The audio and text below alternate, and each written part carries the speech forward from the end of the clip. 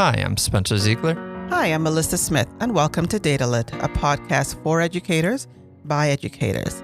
And this is our season finale. Yes, season 5. Woo! I never thought we would make it to season 5. I thought for sure we would get canceled by now. I mean, how many shows make it that long? We're close to the syndication. All right, listeners. So this is our season finale. And so we want to kind of take you back on the journey through the 5th season.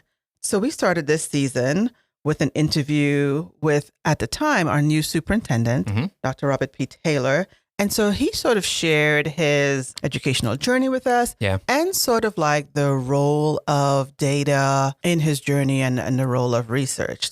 And then we did our typical kinds of educational episodes.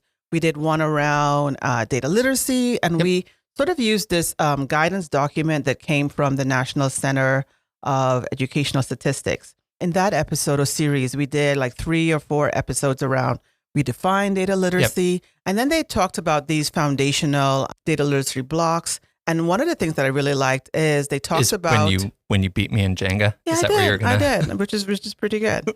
And then we also talked about the competencies or data literacy for, we talk about the definition as though there's one definition. Right. But that guidance document really kind of explained that they could be different skills or competencies depending on the audience. Like parents need a set of skills, teachers need a set of skills, our policymakers need a set of skills. So I thought that was a pretty interesting document. We also we had some episodes around the 4 C's. Yeah. And we did that through listening to our students. We had a lot of student voices. You remember some of the episodes that we did? What were some of the places? Oh, yeah. So we started just you and I kind of sitting at the table, and then we went to Wake STEM. We talked about students kind of, 4 C's inside the classrooms, like what kind of assignments might leverage these skills. And then we went to GIS Day at Raleigh Union Station. We talked to students from, that brought out not only students from throughout Wake County, but also different organizations, which was cool. So we talked about, the 4 C's through clubs, through these kind of real life opportunities. And then we wrapped up thinking about what students want teachers to know about the 4 C's. And we pulled in some clips from some students at a Genius Hour at Neuse River Middle School as well. So we got a lot of different student voices there, which was a lot of fun. I enjoyed that. Yeah, me too. One of the things that we have informal commitment is making sure that we always hear from our students. Like the expertise does not live just with you and I and other experts, but our students also bring some expertise. And so hearing from them is always a great delight. And then making sure that we hit not just data literacy, but also some assessment literacy. This season, we kind of focused on the exploration or implementation of standardized assessments across several countries. So we picked a couple of countries. We're still trying to see if we can work on actually flying to those countries, but we just had to research Budget request. We'll see. Fingers crossed. And then we also listened to, I'm so glad that we did this. We also got to hear from some testing coordinators in our district who really illuminated, I guess, the role of a testing coordinator in the entire assessment literacy cycle. I think that was pretty new for me, and that was a great eye-opening experience. Yeah. We also continued with our Data Bites episodes. We've been doing this, 2-3 years now. We got to hear from one of the directors from our child and nutrition services who, again, another fascinating world with all of the data that they work with. And we also had another episode where we spoke to the director of special projects here in DRA, where we got to hear about post-secondary outcomes, right? So we got to hear, he works with these huge data sets, and we got to hear, some of the insights that he's learning by working with those data sets. And then last but not least, we had a new type of episode this year where we looked at some research. And with those, we sort of showcased some of the research that staff across the district work with. So one of them was a colleague from our academics department, where we learned about, adaptive teaching. Thoughtfully adaptive teaching. Adaptive teaching. In that episode, we kind of talked about these targeted moves that teachers make in response to student needs. So we also did another episode where we spoke to one of our colleagues from counseling and student services, and she shared some research that she was doing on social emotional learning, and again, the impact of those on student behavior. So I think a lot of We did some new together with some old. Yep. Yeah, wide array this year. Yeah. So Spencer, in all of the episodes that we did this season. So yeah, we covered a bit. So what we'll do now is talk about some clips that stand out, and that we have some new thoughts, new realizations around. Mellisa, you want to cue up the first clip? Sure. So in this one, this came from that data literacy series that I talked about, where we learned about those foundational blocks. So let's sort of listen to that clip and then we'll respond. So let's start with defining data literacy. So in the report, they talked about data literacy and is the ability to understand and use data effectively and ethically, which I think is new because we kind of talked about this before, understanding and using data. But I think what is new for us, and I'd like to highlight for our listeners, is this ethically part, using data effectively and ethically to inform decisions. And it's composed of these specific skills and knowledge base that enable stakeholders or anyone using the data to transform data into information and ultimately take action. So yeah, what stood out to you with that clip? So it's the ethical use, right? When you initially, at least for me, when I initially thought about ethical use, I sort of think about, using data appropriately, keeping it safe. But they sort of talked about what does it mean in terms of the implicit biases that we have in terms of data. And I've never really thought about data that way. They talked about, as human beings, we all have implicit biases. And so making sure that our implicit biases, like the stereotypes or attitudes that we have, how do those things affect our unconscious understandings of either data or the actions that we make or the decisions that we make? How, kind of being aware of those things. Yeah. You right now in the world of AI and using AI to do some informal data analysis. Yeah. Again, you kind of have to think about what's the implicit bias in that, system, and does it align with our own implicit biases? And also, do we even have a way to kind of check our implicit biases? Before that article, I never really even thought about it. You just sort of think about it like we're all thinking about it the same way. But if we don't stop and think about what implicit biases we might be having before we make a decision, then, how does that shape the different things? So that's the one that really stood out to me about that ethical use and the role of biases in that. Yeah. Same. That hit me hard because I would have thought of ethics in this area just to be like, no oopsie data breaches. Yeah. But yeah, that because, in that definition, there was that transform data into information and then to take action. Right. But if you have mistaken interpretations or if you didn't collect the data in a way that the implicit biases, creeped in, that becomes, this, the rotted fruit that comes back to, what's there. And then, it has consequences. Of course. And then I also think sometimes when we are using data, a question that report sort of forced me to think about is the way that I am using data hurting the cause or helping the cause? Like, am I using it in such a way that adds to the divides sometimes that we see in data? And so again, if I don't check my biases, then there is a chance that I could be doing that unintentionally, of course. Yeah. So that was a good clip. I like that. What about you? What's one that stood out for you? Yeah, so something that stood out was just, I really enjoyed, the most nervous I've been in this podcast was interviewing the superintendent. And there was just one phrase that makes sense and we all know, but when you really start to unpack it, I think it hits kind of hard. So let's hear that. And so we know that teachers should be the best measuring rods for their students and any kind of end of course, end of grade testing that we get. We want that to confirm or reaffirm what we should already know. I think this plays off of the conversation we just had that if you're not doing this, you're not doing data literacy ethically. If there are surprises when those big summative things come around, the EoGs and all that, then that's an example of where you failed to collect and analyze and take appropriate action throughout the year. Right. And the other reason why I chose this was, this was the first episode we talked about, and I was thinking this quote just in the typical, EOG's coming up, there shouldn't be surprises. Yeah. But then throughout the season, we talked about the 4 C's skills. We've talked off and on about like student survey, how they feel, the importance of perception data. We talked with Tim Carroll about, where students go after they leave Wake County schools. And I thought about applying this quote to those areas as well. There should also not be any surprises. We should know, because we should be measuring along the way how students think and feel, and how their creativity and critical thinking, communication, collaboration is developing, and whether they're on a track to be successful on that 2 or 4 year route, whatever they take leaving us.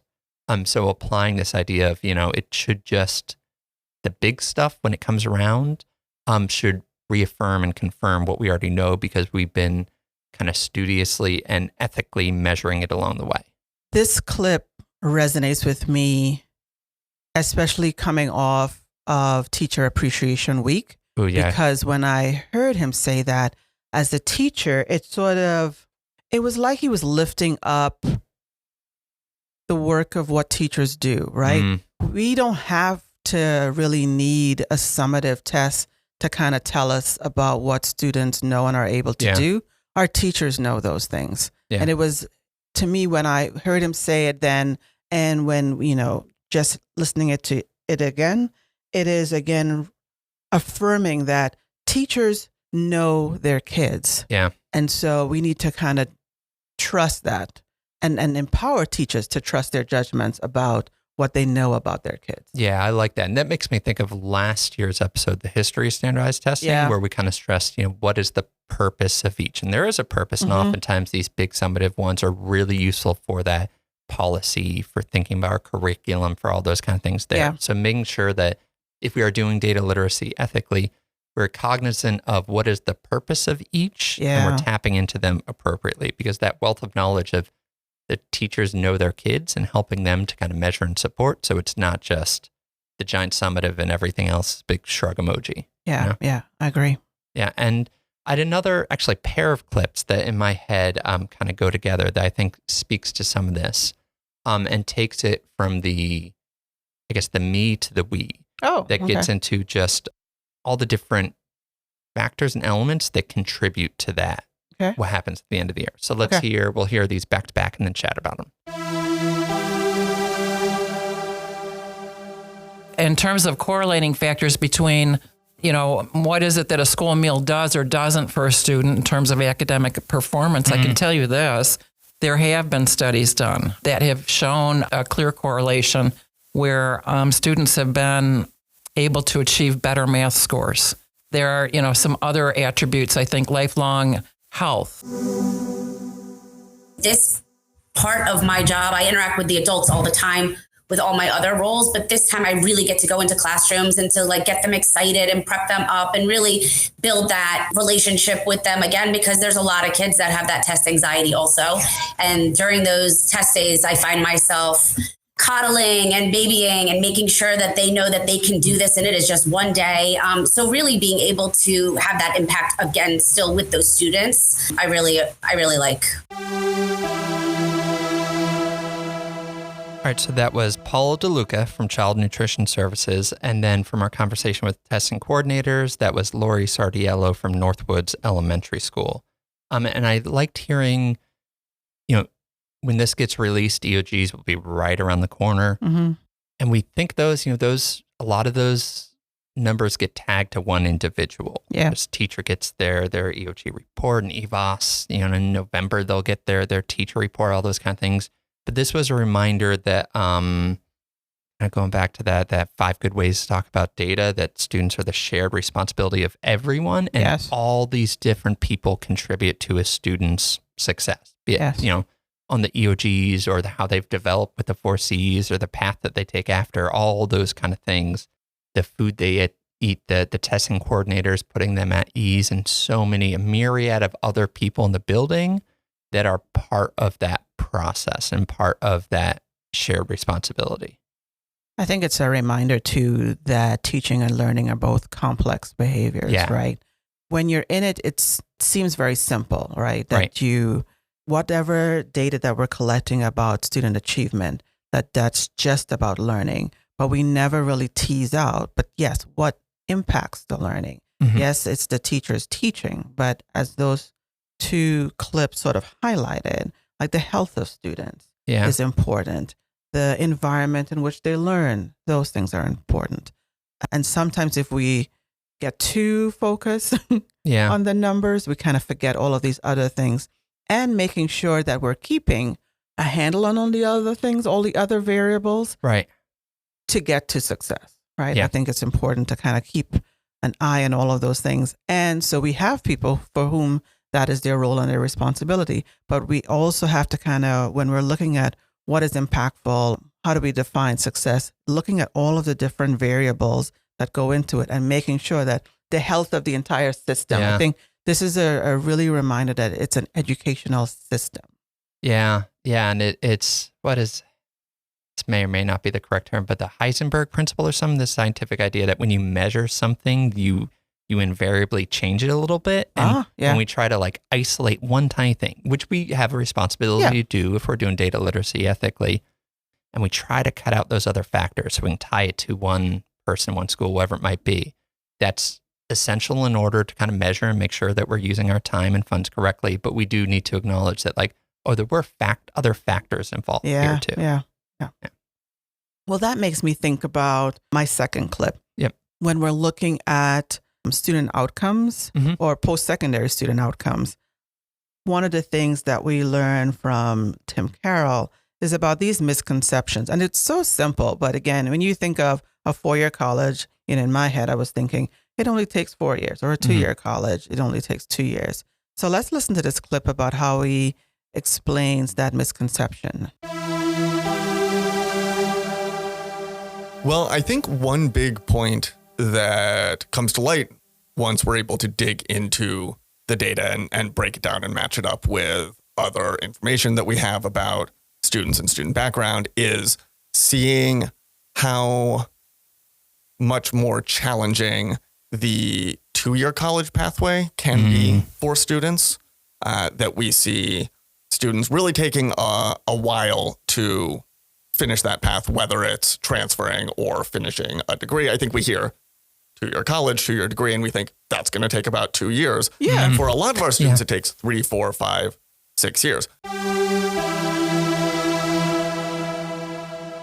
So that clip helped me to kind of understand that there needs to be an intentionality in terms of what goes into success, right? Yeah. Because again, I was one of those people that think, take a 2-year associate's degree, you're done in 2 years and you get in and out, but not really thinking about, well, who are the students who try to take that degree, right? They might be, they have another job, so they're not working full time. And again, if we're talking about other factors, what is their home life, work life, all of those sort of things have to do with or impact or influence their ability to be successful when they're trying to do it. Or, for the kids who say, okay, I'll start here at this 2-year college and try to transfer. But if they're not thinking about some of the other factors, wait, does all of my college credit from this institute transfer over? All of these things are I think there's always a need for intentional moves in all of the things that we do.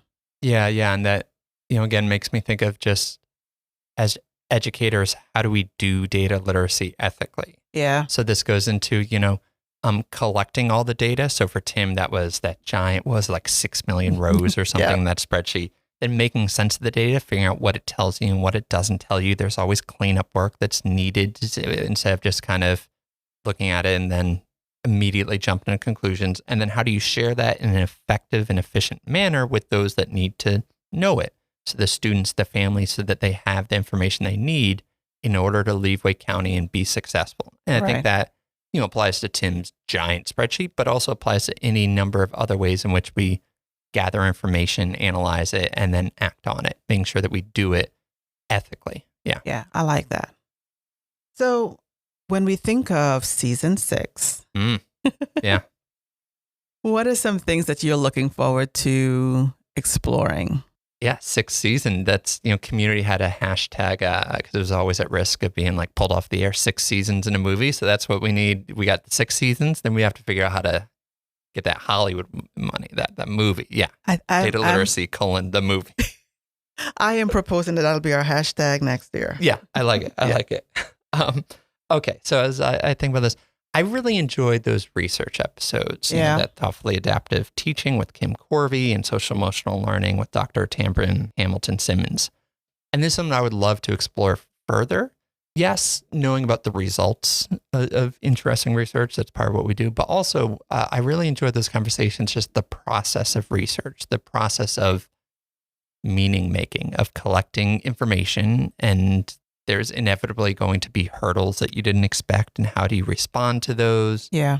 And then how do you share that in a way so that it benefits others? So this is something that I'd love to do more. And if you're listening and you're intrigued by research, you can kind of email us, datalit@wcpss.net. We can kind of help you with that research. And if you're so inclined, then talk about it to share with others so they can benefit from the process of researching. Yeah, I'd like to see us do more of those. We kind of know that there's a lot of individuals who are conducting research in our district. So giving them a platform to share what they're learning, it's a really nice space to kind of give them to do that. So that, again, I think the more we share, the more we know, right? So that collective vision and wisdom, I think, is really useful. And a reminder that research isn't just a thing you do when you're in a discrete program and trying to get some kind of degree. Anytime that you have a hunch about something, a hypothesis, and you want to kind of explore it, that we can that's what our department does. We can help you with that. Yeah. I think we're always asking folks to try new things, put a mini pilot. Your classroom is a microcosm for, what's happening in big research. Yeah. And so to be able to say, I wonder what this would look like. Look at your data, analyze your data, try something, and then, review the results. That's what we're essentially asking folks to do on a daily basis. So for me, what I'm looking forward to is I hear the phrase data science. Yeah. And I want to kind of unpack that next year by, researching what does that look like. I know that there are some degrees around data science. I think there are some programs in our schools that I've heard around data science. I want to kind of understand more about what does that mean and then share that with our listeners. Well, I need a lab coat for the series next year. We could. Yeah. Beakers in here. Yeah. Mix it all up and see what we get with our data. Yeah.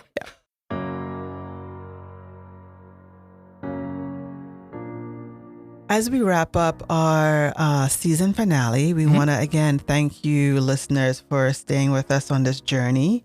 If you have any new thoughts and ideas that you would like to see us explore, as always, you can reach us at www.wcpss.net/datalit, or you can email us at datalit@wcpss.net.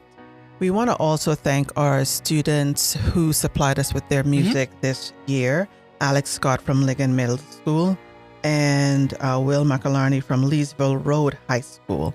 If you have a student or know of a student that produces music, again, feel free to contact us through any of our email or through our website. And as always, see you next season. Thanks for joining us. Bye.